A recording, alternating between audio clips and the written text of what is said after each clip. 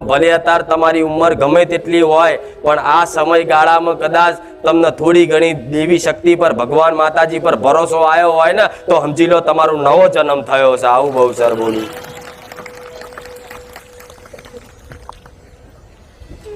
એટલે મારે 80 વર્ષનો હોય કે 60 વર્ષનો હોય કે 30 વર્ષનો હોય, નવો જન્મ થયો હોય ને અને નાનું બાળ હોય ને અને એને કેવું મમ્મી પપ્પા કાકા બધું બોલતા શીખવાડવું પડે, એવી રીતે મારે તમને રામ એવું બધું બોલતા શીખવાડવું પડે, જેથી ધીરે ધીરે ધીરે રામ રામ રામ રામ કરતા કરતા કરતા કરતા કદાચ તમારા અવગુણોનો નાશ થઈ જશે। તમારી અંદર જે મેલ પડ્યો છે ને કામ ક્રોધ મોહ લોભનો એ નાશ થઈ જશે અને ઓટોમેટિક કદાચ અંતર આત્મામાં એવી અનુભૂતિ ને એવો આનંદ કદાચ ઉભરાશે ને કે તમને રોમ વગર ચાલશે નહીં। આવું રોમ મારી